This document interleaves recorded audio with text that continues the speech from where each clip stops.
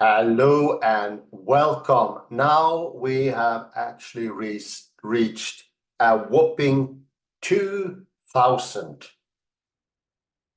2,000 episodes.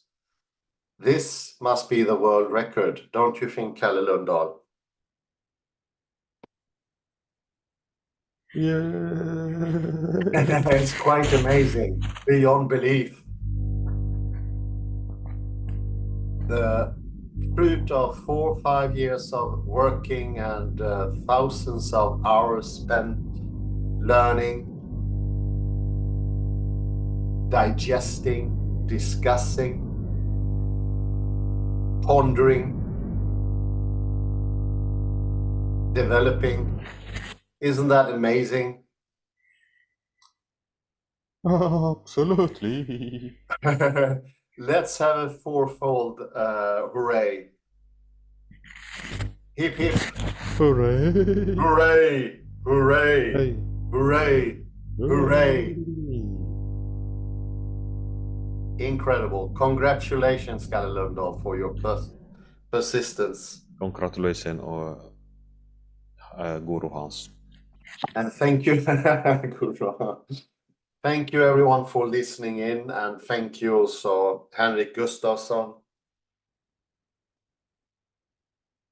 many other helpers, Sune Hilmert, our quantum physical friends Allan Emrén, Stefan Mangold, Lars Landström, Jan Jutander, and many, many more, not to be forgotten. It is just beyond belief. 2,000!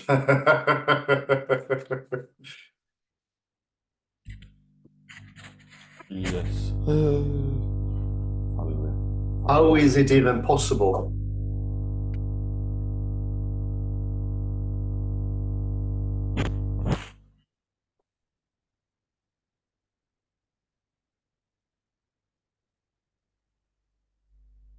Now, when we reach this, we also reached new things. We have the spiral and fractality, the year 2000. Pollock had a movie. There was a movie about Pollock, directed by Ed Harris.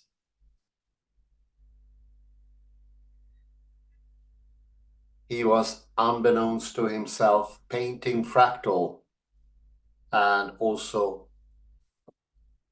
developing his complexity during all his painting career.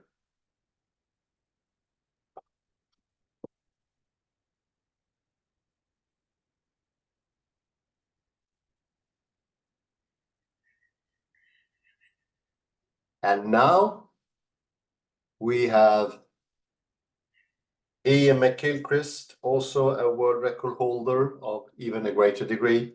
I don't know how many pages his latest book is. It's just amazing. The Matter with Things. And we're looking closer into the spirals and the flow and movements. And I like these quotes. Movement is reality itself by Henri Bergson. And the cause of coming into being of all things is the vortex. The vortex. Vortex. Vortex. The vortex. It is amazing. Last time we went into, took a good gander at how the spiral goes beyond the circle. It is constantly evolving, bringing new things more.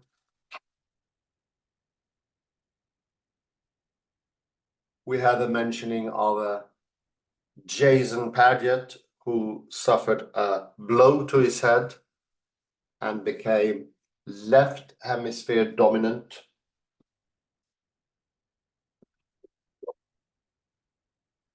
He developed a keen interest and skill for depicting mathematical truths, but he could not really get a grip on them. And this is a pointer to what is the left hemisphere. It's the representer of things, the manipulator of data, not the developer or maker of things, but the second the second cousin, so to speak, or the second assistant, only copying, not him or herself being able to bring forward.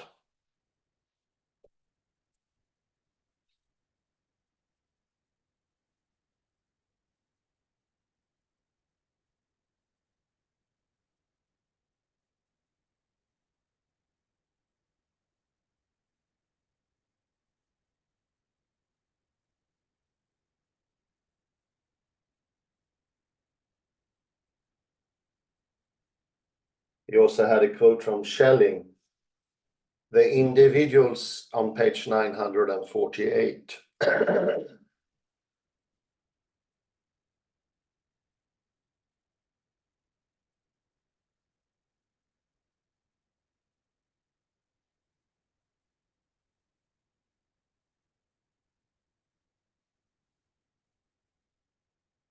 The individual successions of causes and effect that deceives us with the illusion of a mechanism disappear, being infinitely small straight lines in the universal curvature of the organism, in which the world itself runs continually onward. So cause and effect and the contradictions fall to the side. And they leave for a greater unity. A unity that brings forward joy. This is an important thing of the understanding. The joy and the humor of the oppositions that bring forward the spiral, the everlasting flow of everything.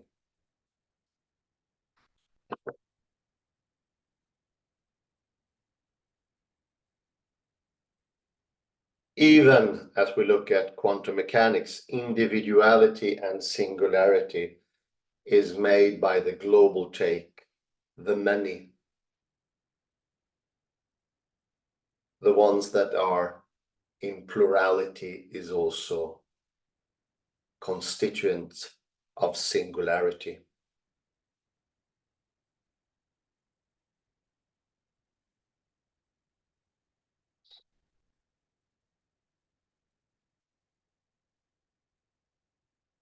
Let's see here where we left off.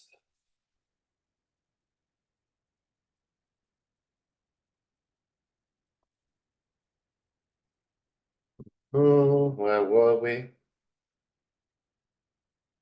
The last word. Lines to use. Straight lines you use.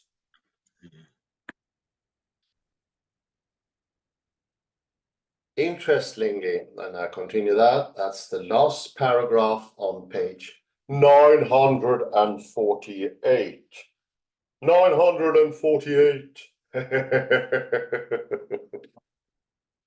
Let's make it extra cheerful. Many echoes and laughters. This 2000. Let's make it into a celebration of life itself. Hooray!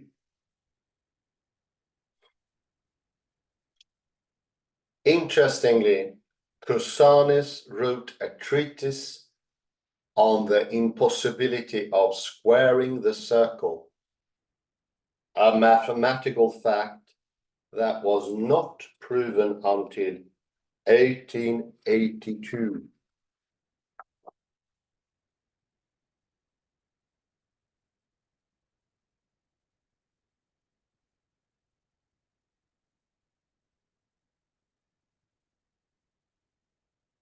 Though obviously stemming from a different period in intellectual history,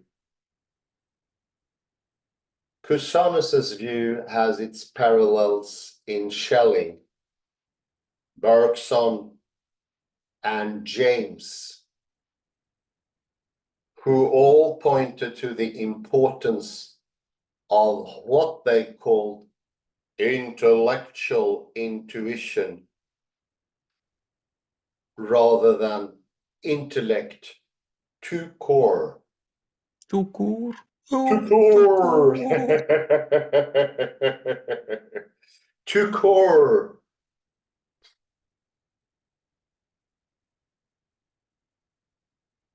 The difference between straight lines and curves is not simple geometric ones, as Kepler expressed in a comment that should make us think. That should make us think.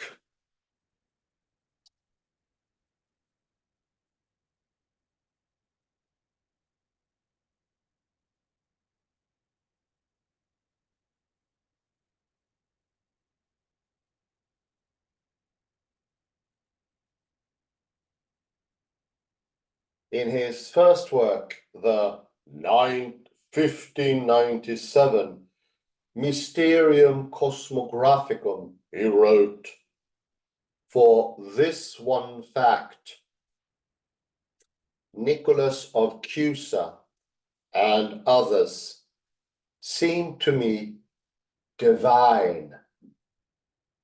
Divine. Divine.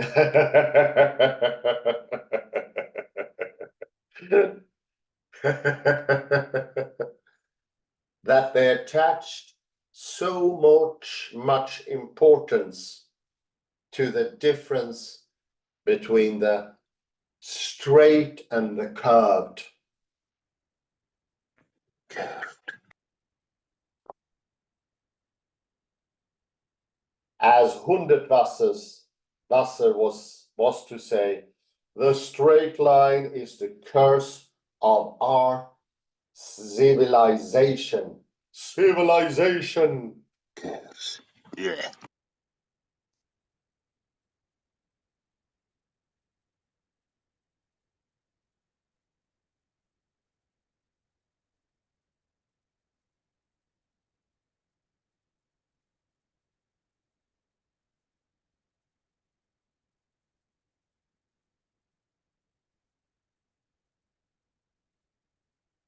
Civilization.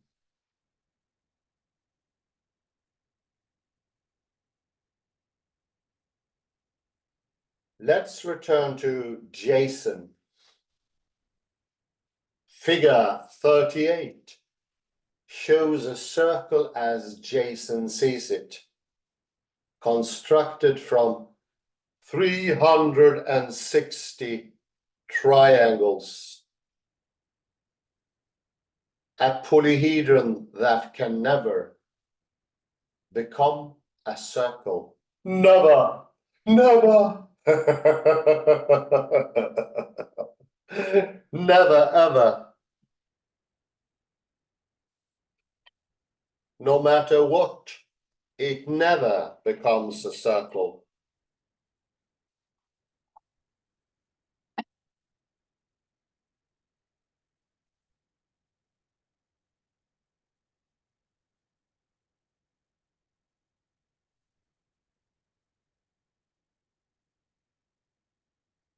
There was an immediate perceptual alteration following his injury, before he began his painstaking Draughtman's-like diagrams. Diagrams! diagrams.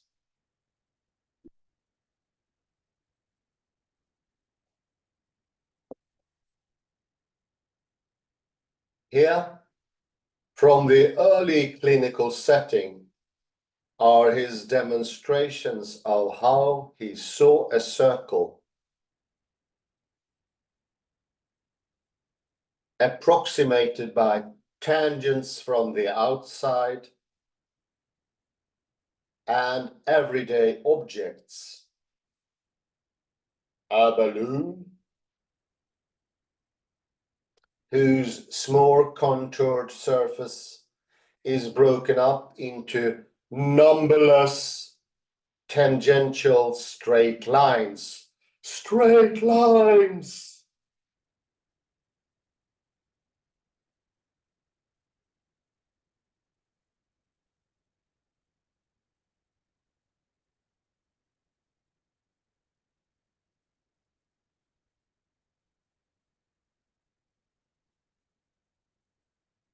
5 years before I read about Jason's accident, I described how something that does not come into being for the left hemisphere is represented by it in non-living mechanical form. The closest approximation as it sees it, but always remaining on the other side of the gulf that separates the two worlds. The two worlds! The two worlds! Komineko, two worlds! Two worlds. Two worlds! Like a series of tangents.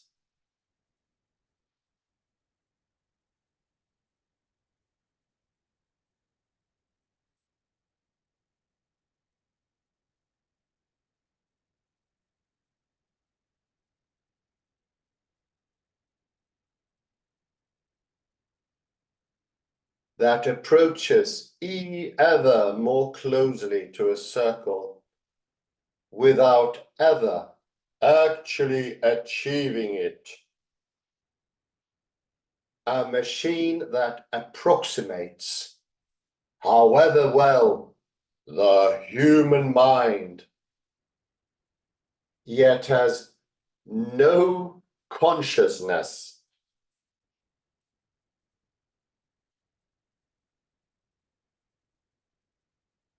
A Frankenstein monster of body parts that never truly live.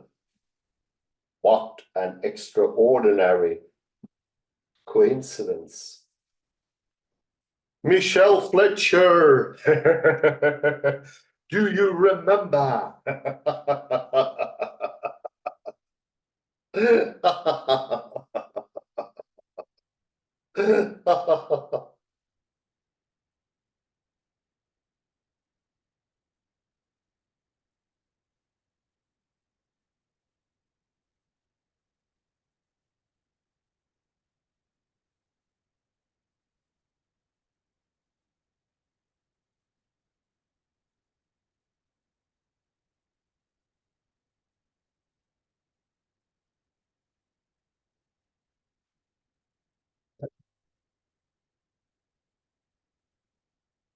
Living embodied forms, such as a tree, have become for Jason certainly something new and beautiful, but essentially abstract and inanimate. Inanimate! Inanimate! No longer alive!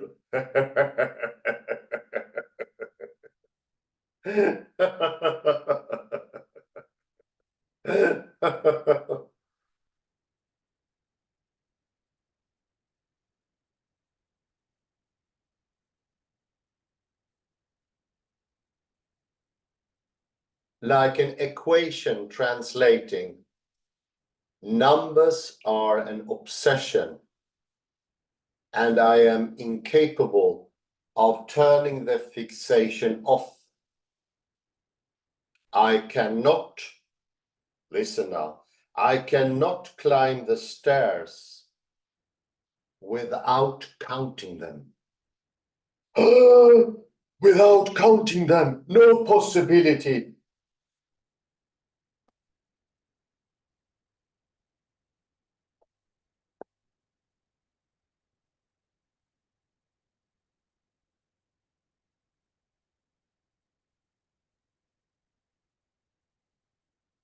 This might sound like typical OCD, and that is clearly an element.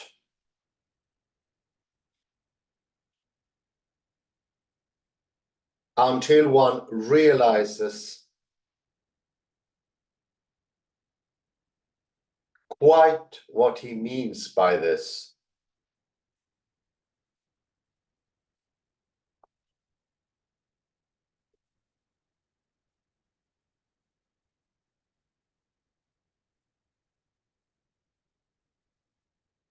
Everything in his world has not just latent, as is true for all of us, but appears to have explicit, abstract structure. Explicit, abstract structure. Explicit, abstract structure.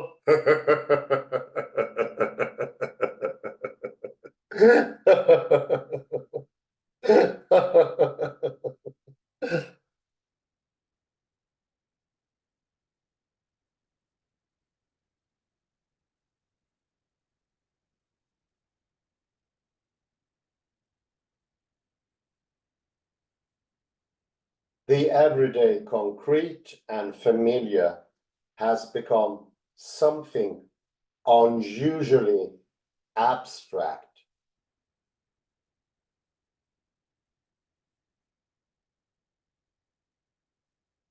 Speaking of his morning coffee, he says, "The perfect spiral is an important shape to me.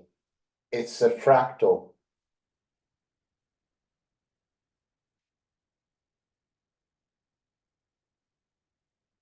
Suddenly,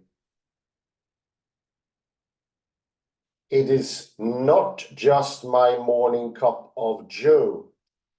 It is geometry speaking to me.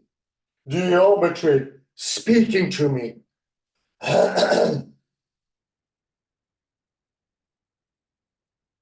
And I see shapes and angles everywhere in real life, he says. From the geometry of a rainbow to the fractals in water, spiraling down a drain. Spiraling. Drain, spiraling.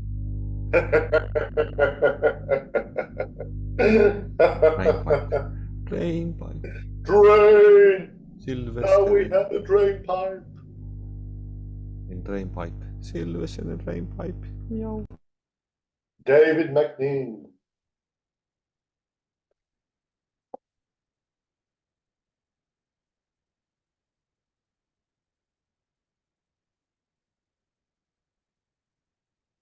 Water spiraling down a drain. This point is worth pausing on.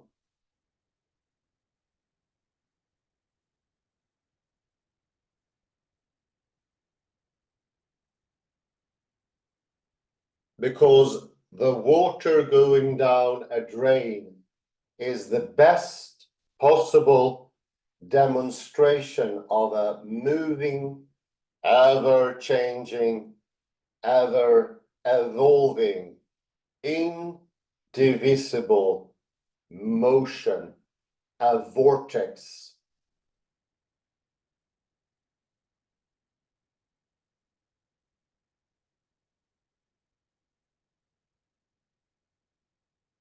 A vortex, a vortex.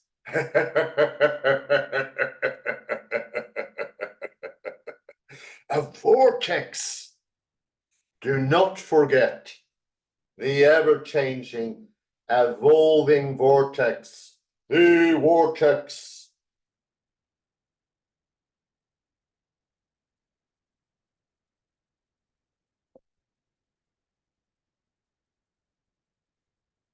It is never, except artificially, frozen into a coherent image. And it is a constantly self-reforming, asymmetrical structure.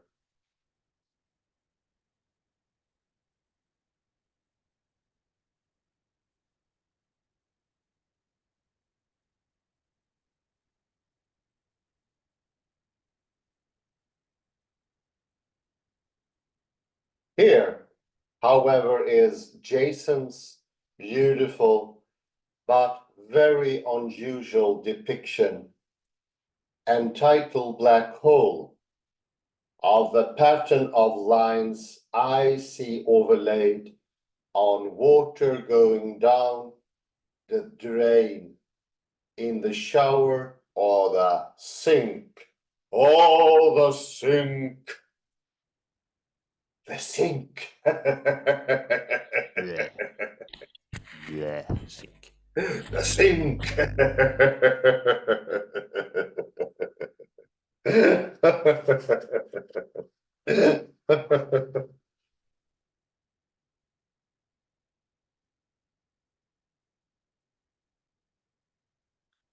On the facing page, figure 42, is a rippling water as we would normally see it, not uniform, but containing an inner tension between opposites, and beneath it is a water ripple as seen by Jason. As seen by Jason.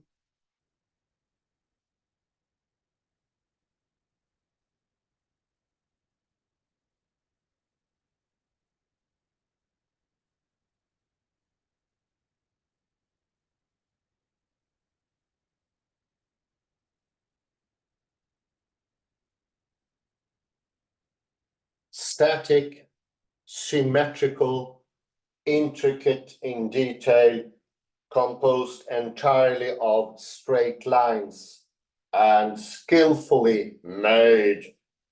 Skillfully made. But a ripple. Ripple. Ripple. Ripple.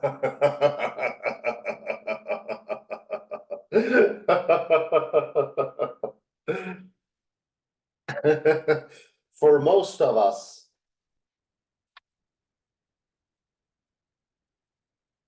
a ripple is quintessentially moving, constantly evolving, never symmetrical.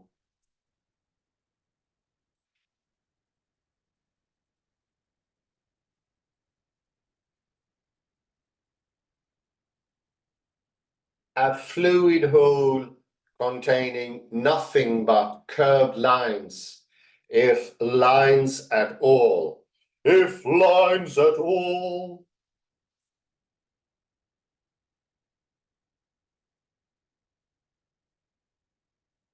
No lines, constantly moving.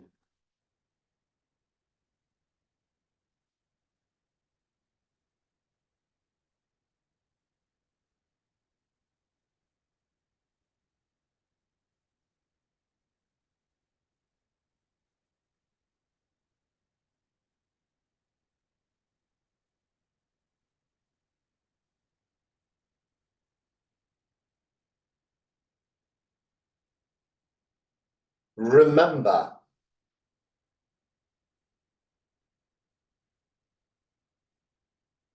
that the first moment of astonishment for him was perceiving the flow of water in the bath to have straight lines emanating from it.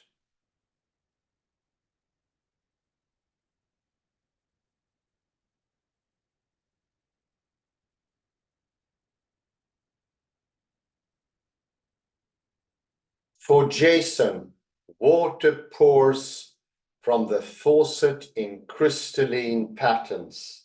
In crystalline patterns. In crystalline patterns.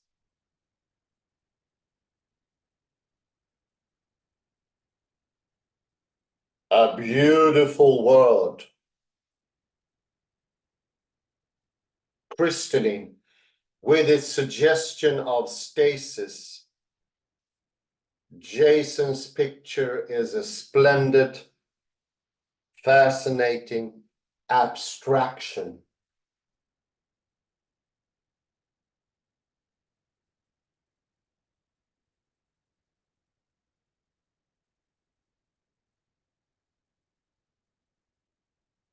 Abstraction. Abstraction, sorry. Abstraction. Abstraction, not real anymore. Gone from the moving parts into a still photo, residing in the realm of the left hemisphere.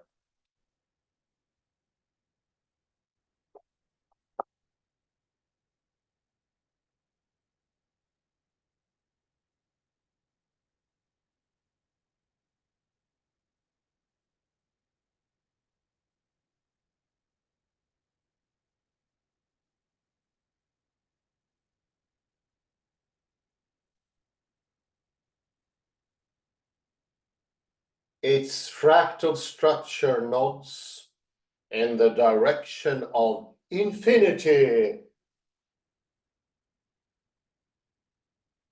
Yummy, yummy. Indeed, infinity, eternity, forever.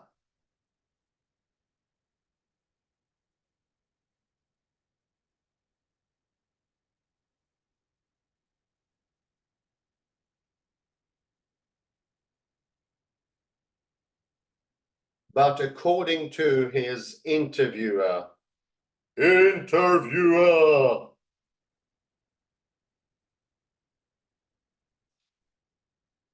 Paget dislikes the concept of infinity because he sees every shape as a finite construction of smaller and smaller units that approach what physicists refer to as the Planck length. The Planck length.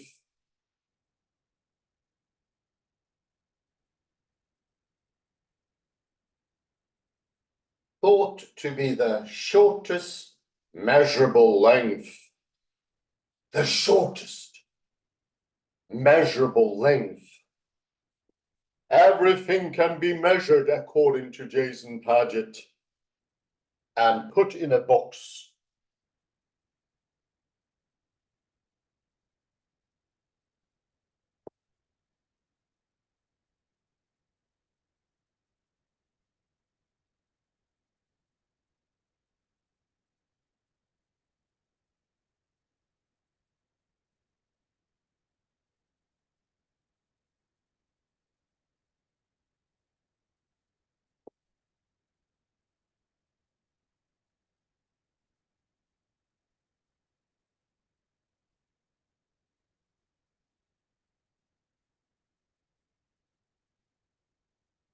But as we have seen,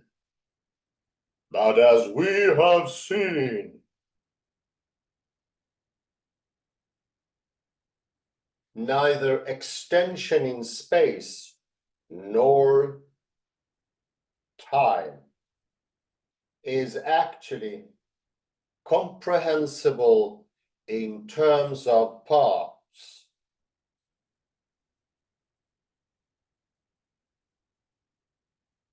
A point is not a dot. It is not a dot.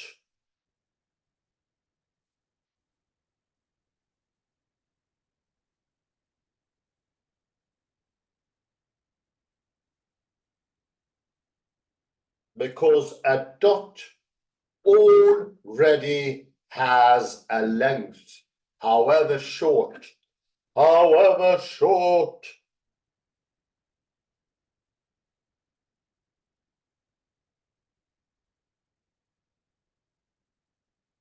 And is therefore just a mini line.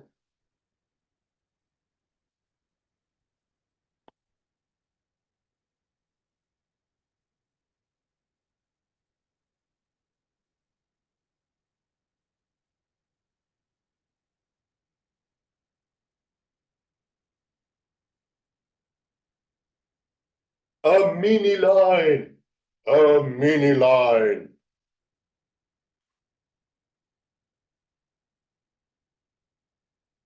Dots are mini lines. They have extension and cannot make up the flow, the movement. Remember Zenon's paradox.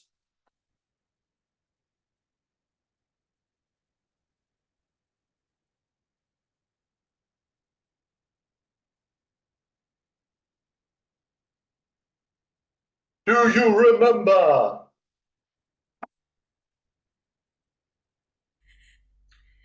Rabbit. No. The turtle and the rabbit. Yes, the rabbit. The tasty rabbit. Yummy, yummy. Yummy, yummy, yummy. For my tummy. A dot cannot account for the introduction of length into a line because it already presupposes what it is brought into account for.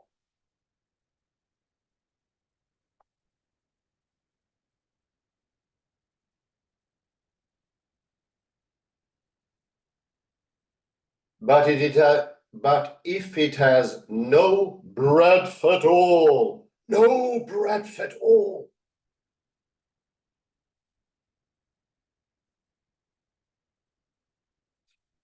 which is what differentiates an ethereal point from a worldly dot.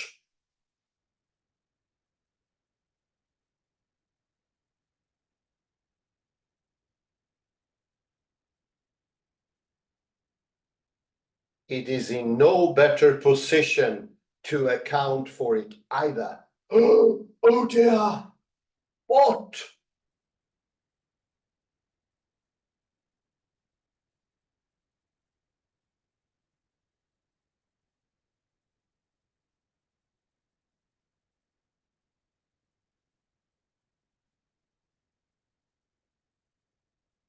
A point is not part of a line.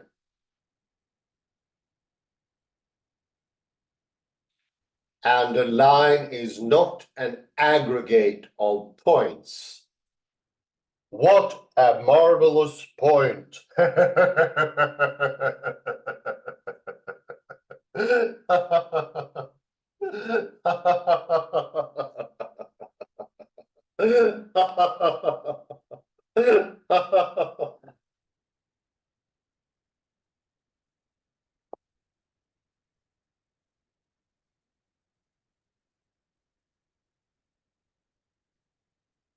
A straight line, however short, is not part of a circle, and a circle is not an aggregate of tangents. Oh, tangents! Let's bring in the piano and play some more with the tangents.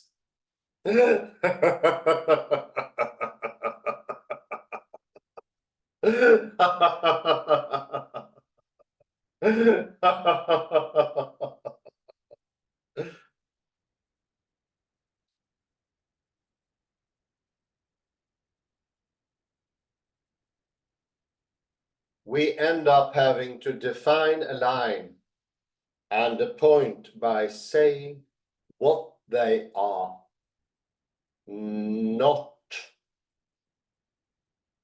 A line is what has length but no width or depth, and a point is what has neither length nor width nor depth.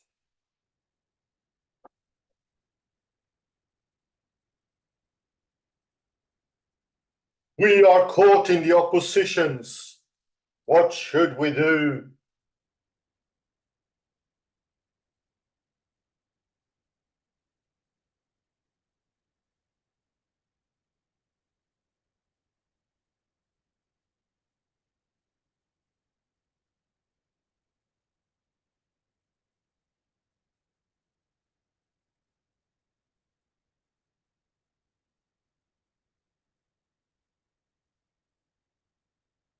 In a picture of Jason's, based on the so-called double slit experiment.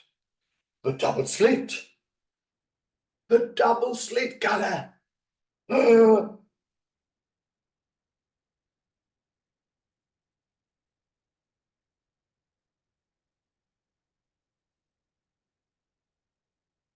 He represents the ambivalence of his own work.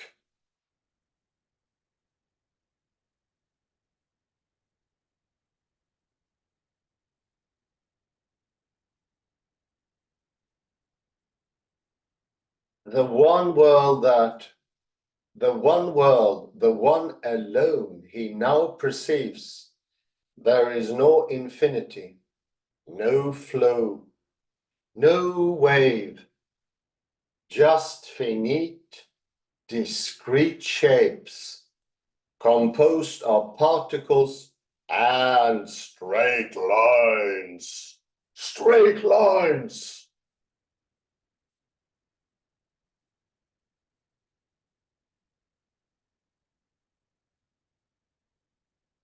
However complex, and yet at another level, there is also an awareness of the infinite, the flowing, the wave. Hence, the fascination for Jason and for us. For us. For us.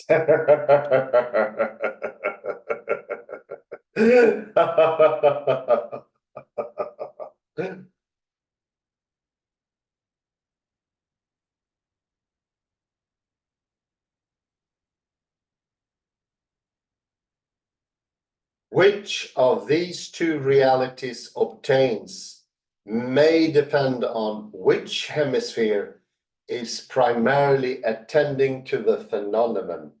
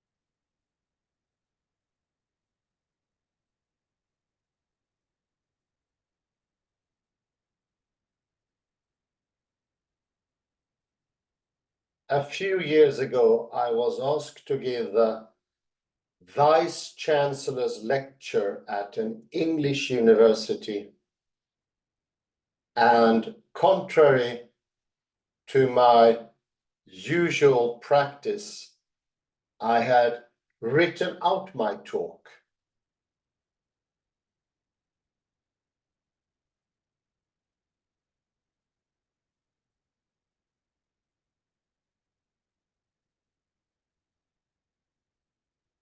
In it, I had incautiously included this passage. This passage.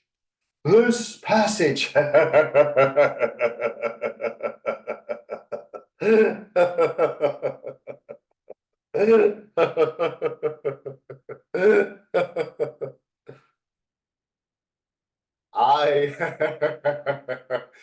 I sometimes think of the right hemisphere as what enables Schrödinger's cat to remain on the reprieve. Meow. Meow, meow.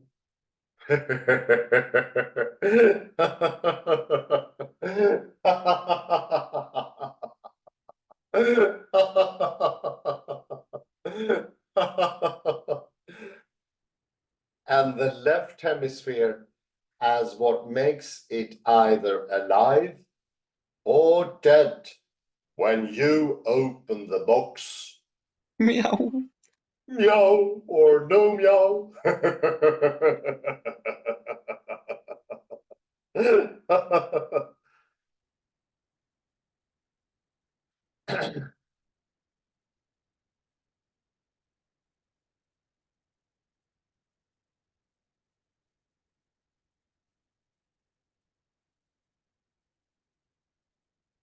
It collapses the infinite web of interconnected possibilities into a point-like certainty for the purpose of our interaction of the world, with the world.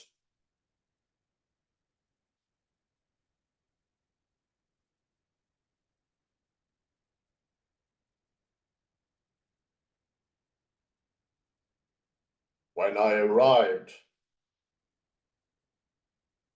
I was greeted by the Vice Chancellor, who turned out to my deep unease.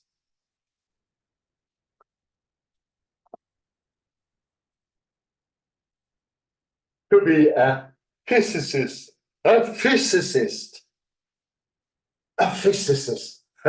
Oh no, poor Iain McGilchrist. Ouch. Oh dear.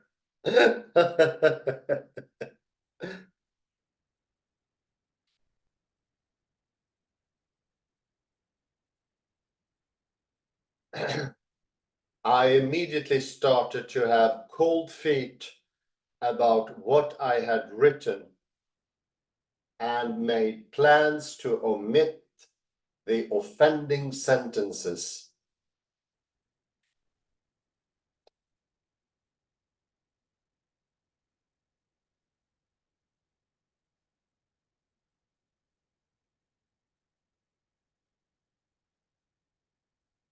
You can imagine my delight and surprise when he said in so many words,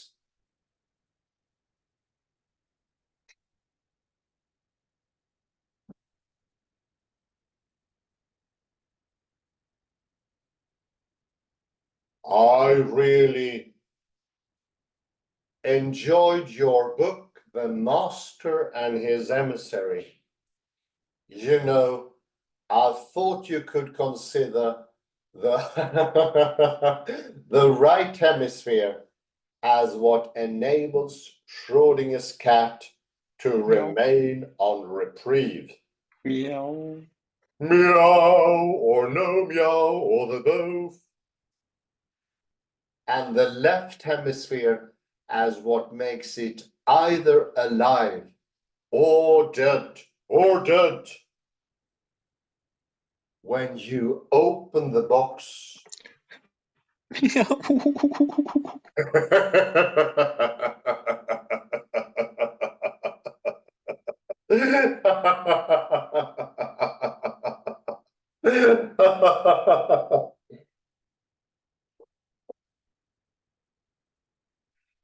It collapses the infinite web of interconnected possibility into a point-like certainty for the purpose of our interaction with the world.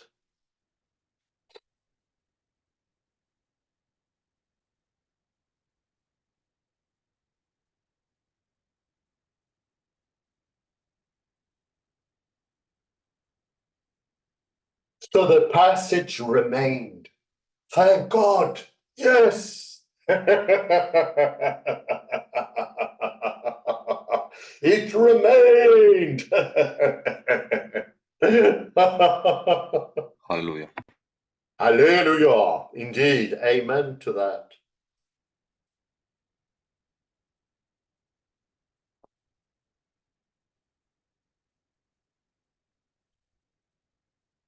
Since then, I have come across this from physicist and philosopher Ruth Kastner.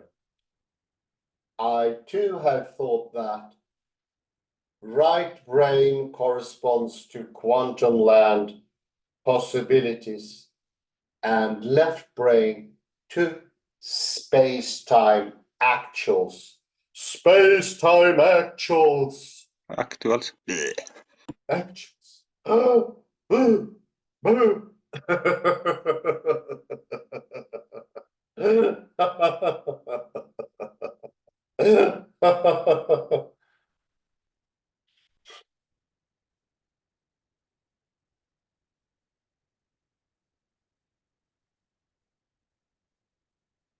Reality flows, consciousness flows.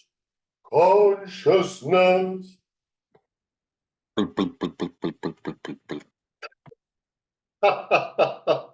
Very good.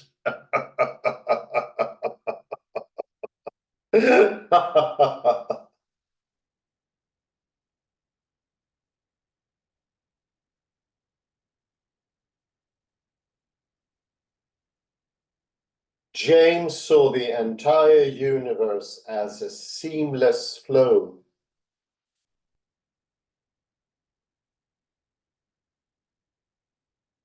Its members interdigitate with the next neighbors in manifold directions.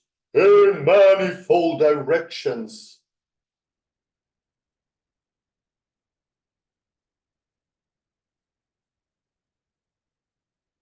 And there are no clean cuts between them anywhere. Anywhere.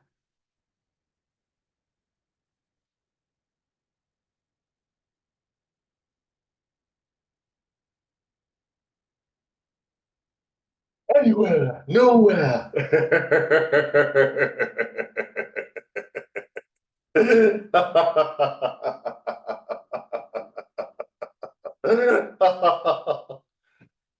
He saw consciousness as having the same structure. In a famous passage, he described in a phrase that has gone into the language what he called the stream of consciousness. The stream of consciousness.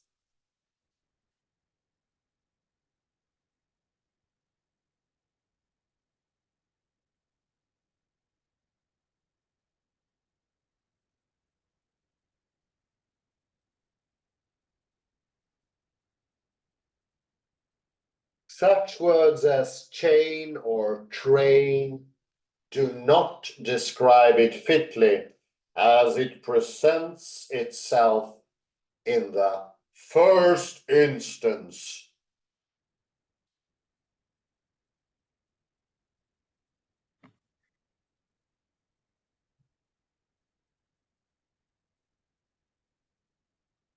In the first instance.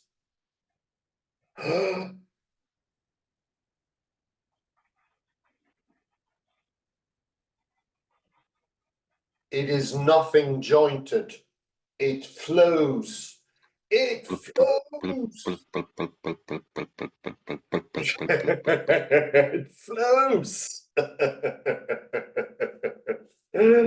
It flows.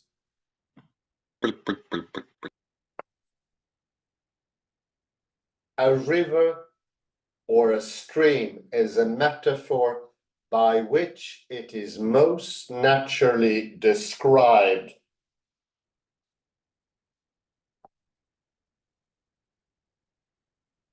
In talking of it hereafter,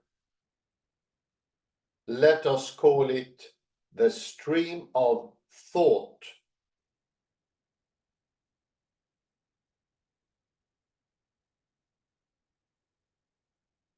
of consciousness, or of subjective life.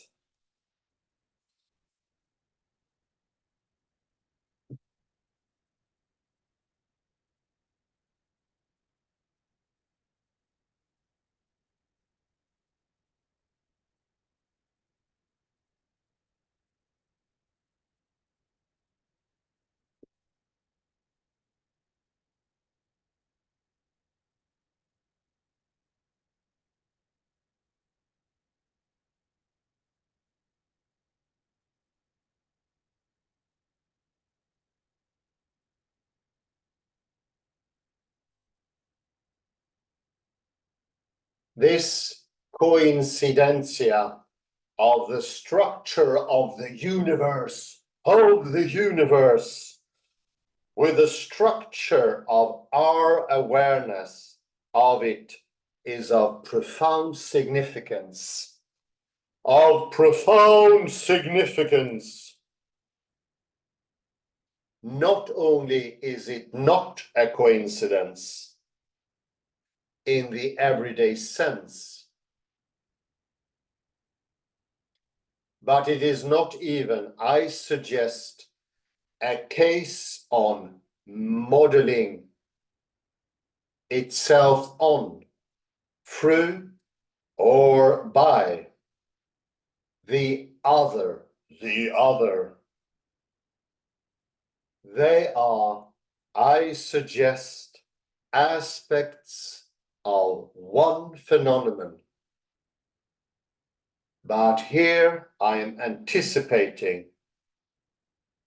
the argument of a later chapter. Later chapter.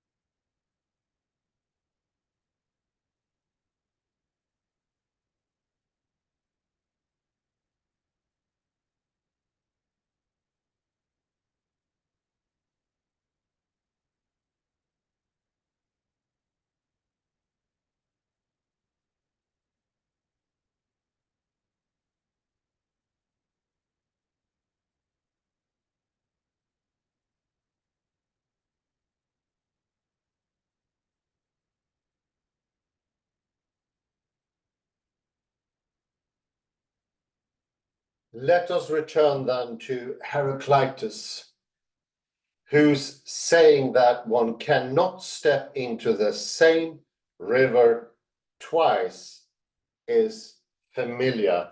Familiar. Family resemblance. Could it be? Same river, twice is familiar.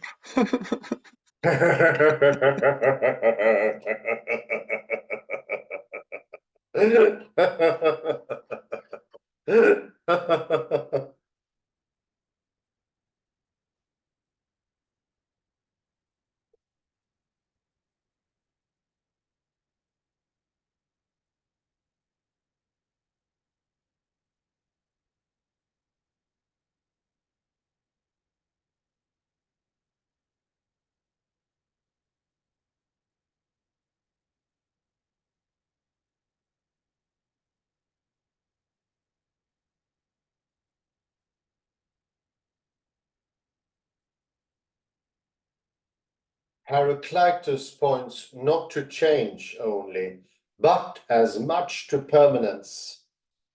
Flow which ever changes, but ever remains. How true!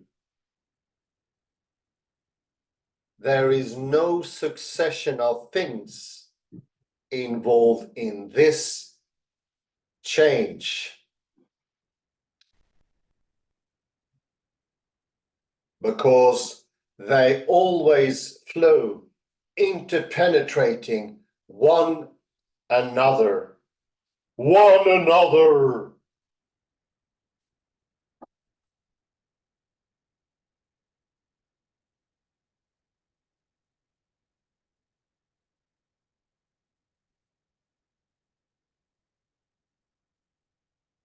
One of Plato's teachers, Cratylus,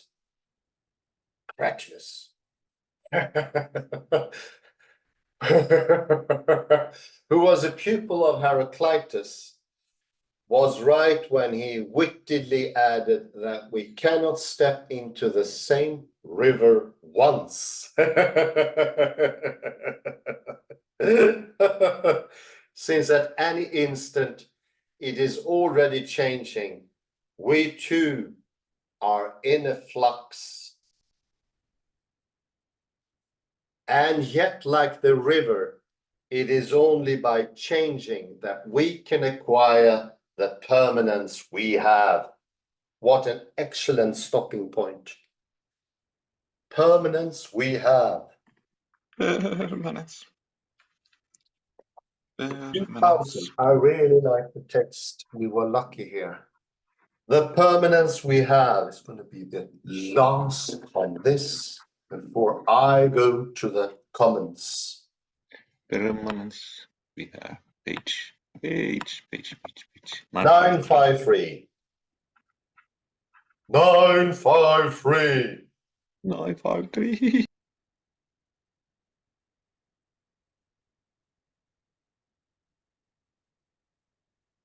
The permanence we have.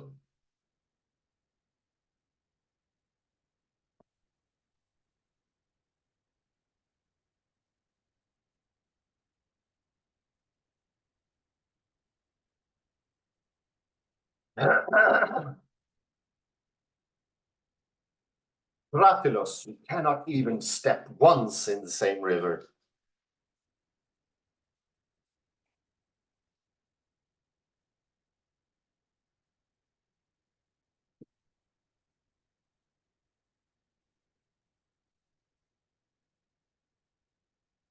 Go to page 949.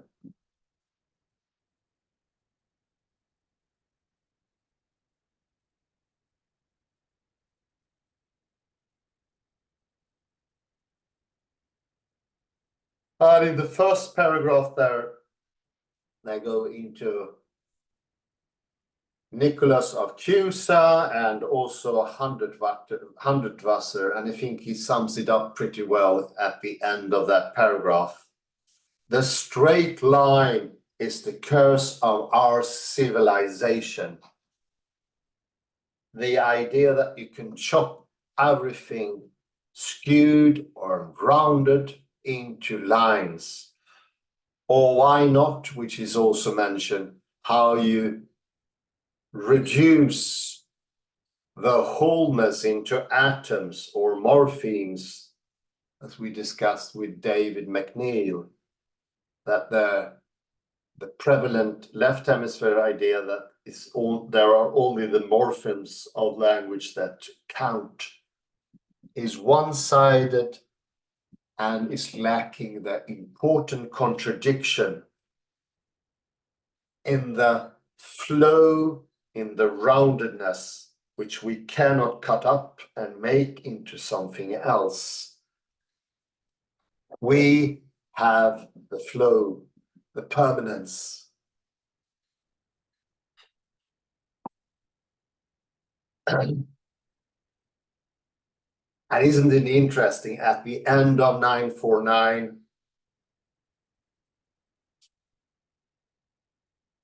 he cannot He's fascinated by the roundness, he's fascinated by the living, but he still presents them because he cannot more, like a series of tangents. Continuing on the next page. That approach ever more closely to a circle without ever actually achieving it. And at the last sentence there's a strange coincidence. I think it's synchronicity.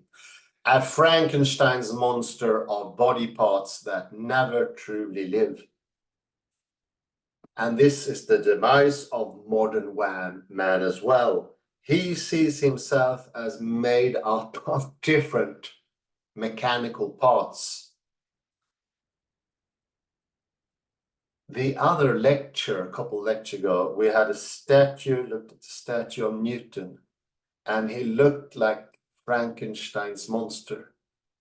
He was made of mechanical parts. That was an enforcement of how William Blake viewed Newton, as wanting to chop everything up, divide, make divisions everywhere,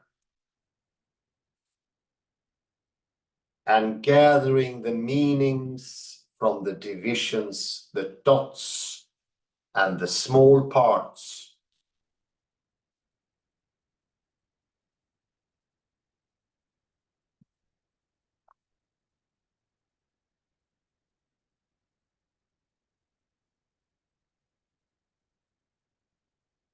And in the third paragraph here, this might sound like typical OCD. Everything in his world has not just latent, which could be the superposition, but appears to have explicit abstract structure. So Jason Paget is fixated and can only get the explicit abstract structure after the collapse of the superposition, so to speak. Yeah.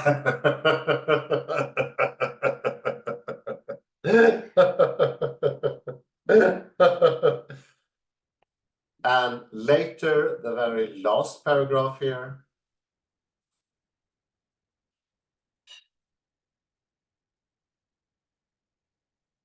It's about the ripple in water. And I will read it. Maybe you can take out the photo, which is on the next page, 40. Figure 42. There's the ripple. There we have it. No, a bit up. There's the ripple in water. It's made from the tension between opposites. But there are no opposites in Jason's depiction, only static, symmetrical. We can go to the next depiction. It's intricate, composed entirely of straight lines, which is in itself amazing, and skillfully made. But a ripple, no, there is no life here. There is no longer consciousness nor understanding. It has become static, non-understanding. And go to the next page, or 1952, if you may, Kalle.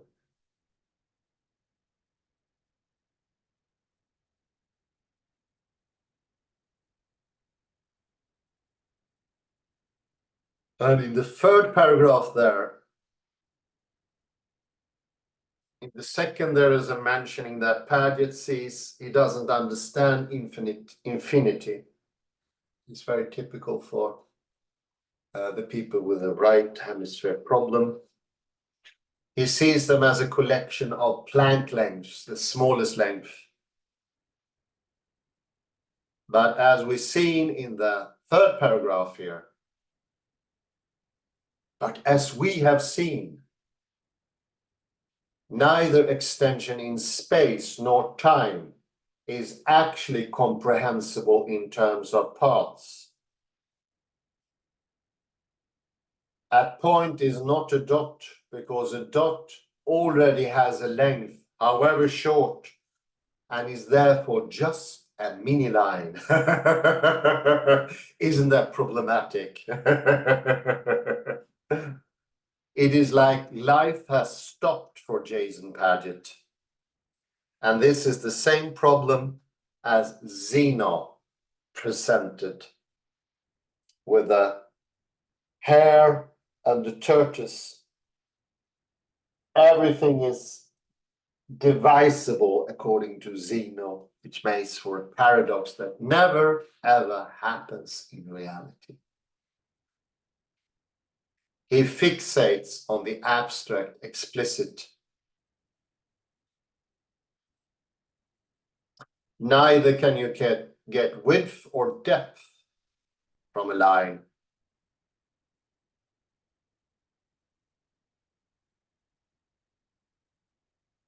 You only have length, and the point doesn't even have length, nor width, nor depth. And I really like this jokingly story. And the last paragraph on 1952.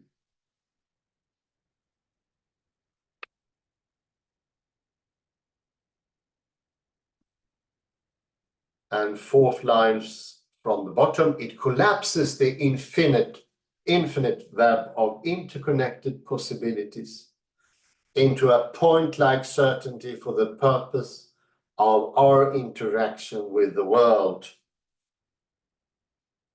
For the interaction of the world at the frozen moment, I would say, the logocentrism of presence demands this, but is not reality itself, which is a flow.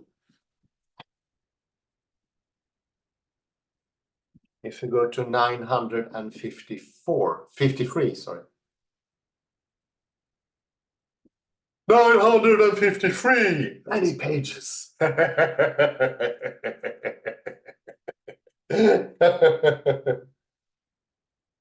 second paragraph, reality flows, consciousness flows. The flow is understanding. It's the second paragraph, if we may go down a bit.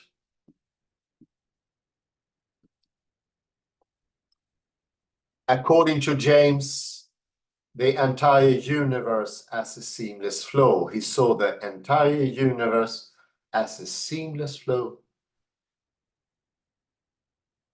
Its members interdigitate with the next neighbors in manifold directions, and there are no clean cuts between them anywhere. And then he takes up such words in the quote here from James, such words as chain or train do not describe it fitly as it presents itself in the first instance. It's nothing jointed, it flows. It's not a Frankenstein's monster, it flows. It's a wholeness that can point to parts, but it's a wholeness. Only when it stops for the viewer, for Jason Paget, it becomes oppositions that cannot unite or play with each other as to make the ripple.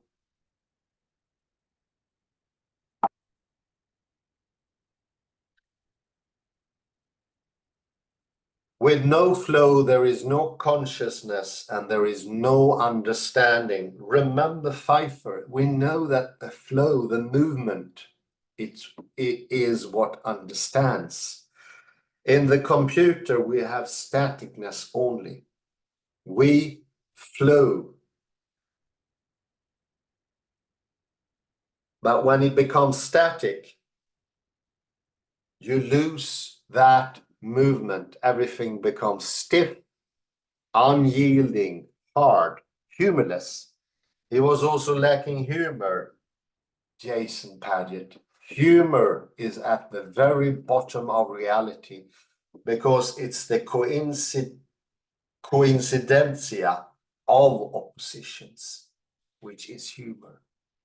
The very fundamental flow of life, understanding, and the soul and God. So you see that both are here, one as the left hemisphere aftermath, and the other as the right hemisphere, the superposition, so to speak, when it's still moving, still alive, still doing things. For Jason Paget and many others that are described in Iain McGilchrist's books, they are still, it's fixated. Time doesn't flow anymore. It's point-like, one movement following another in a causal chain, as was described in the very beginning here, I think. Yeah, like a train or a chain. Kalle, please come in and comment for the 2000. Wasn't it an excellent part of the book? Absolutely. Absolutely. We should be happy. That was a really great Let me climax. begin by quoting Hundertwasser. And it's so elegant in German, so I will take the German version here in the footnote 24. Die gerade Linie ist der Fluch unserer Zivilisation. Fluch is the curse. And it's interesting if you only change two letters. Fluch, it becomes Fluss, that is river, if I'm not mistaken, Hans. Fluss, yes, river, yeah. Yes, so they almost sound the same, Fluch. So Hundertwasser had strong words against the straight line. Die gerade Linie is the Fluch unserer Zivilisation. You have to listen to him. And let me now go to 952. 952. And Indeed. Go forward, Kalle. something very serious. We have to be extremely serious here. Serious scholars here. No laughing. We have to be like Jason Paget. Let me mention Zeno's paradox to remind our audience of it. This is somewhat useful, if not to see the cute rabbit and turtle.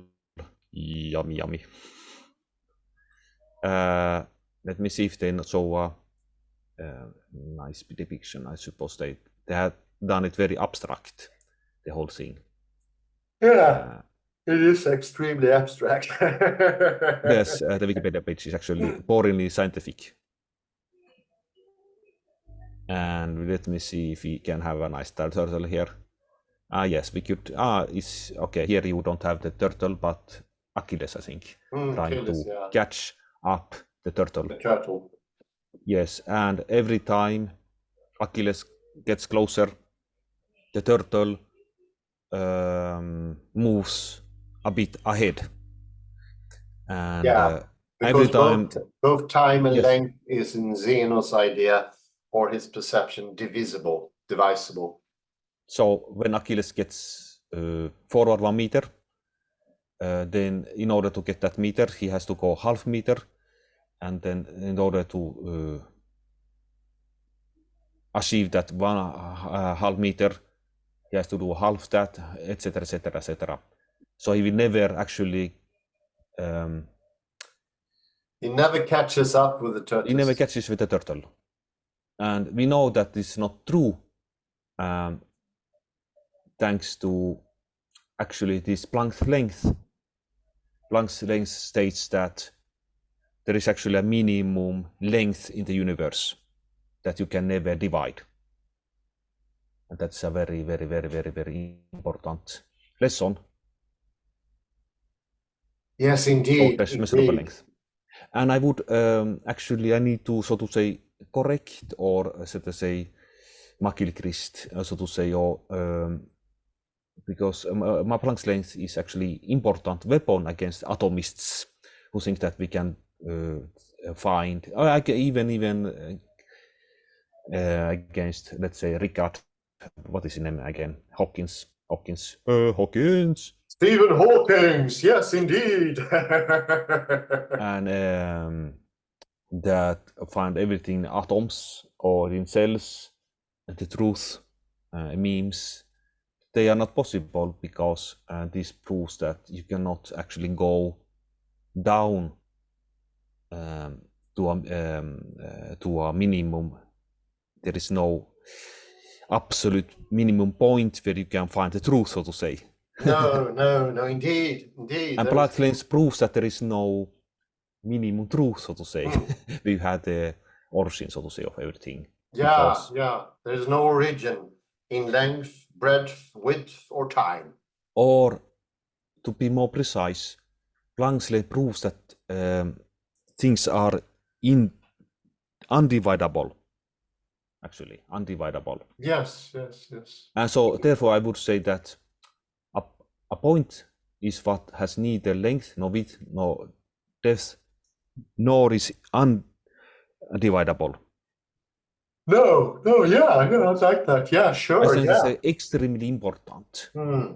One, to disprove Zeno's paradox, the position of Zeno's paradox, and also disprove all the atomists, all the atheists that find origin in the smallest point in the universe. Oh, yeah. Whatever it may be, a cell. They constantly atom. look for that because their whole attitude is in the left hemisphere, so everything needs to be divided to be understood for them.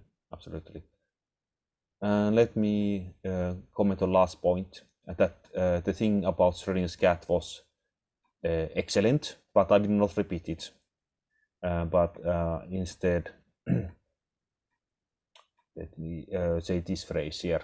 There is much wisdom in this phrase. There is no success of things involved in this change. Oh, yeah. Because they always flow interpenetrating one another. Yes, interpenetrating one another, which is very important as well. Very good. Yeah, I love that one. But also the first part, not success of things, that is, there is no chronological time. No.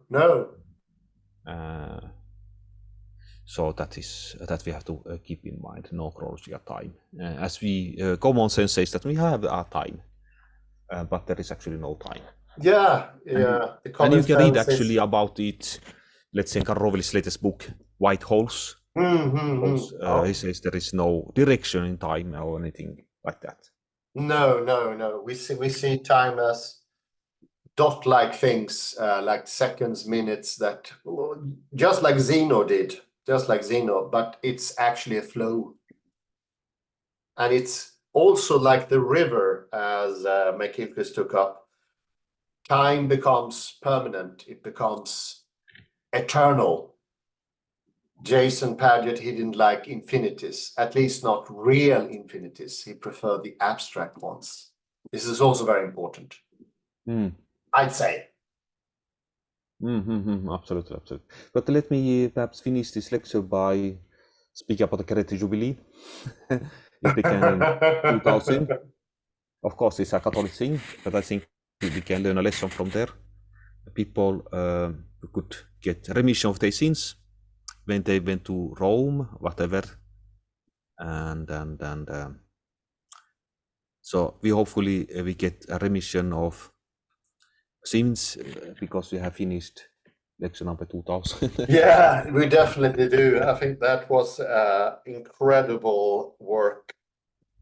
Unbeatable, I say, just incredible. That's remission of sins. And we also, yes, I will mention, this is also the opening up to God.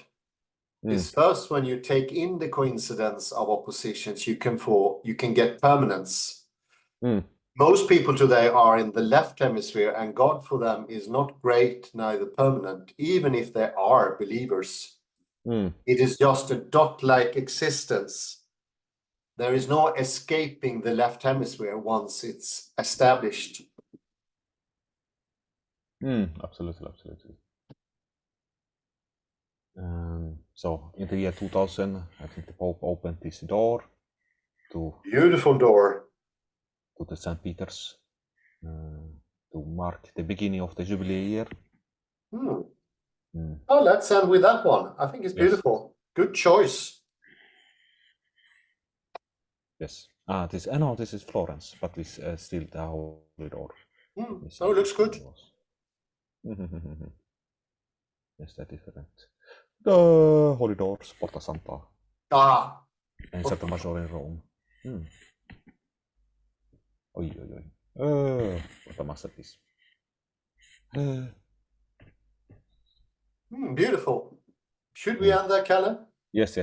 Let's end. Thank you very much for the 2000. Excellent, incredible, beyond belief work. Congratulations. We open up a new door and we gathered an understanding of God, the soul, and permanence as well. Very good. Thank you so much. I will thank everybody for listening in, for your patience during this 2000. Have an excellent morning, day, or afternoon or evening, wherever you are. Bye-bye for now.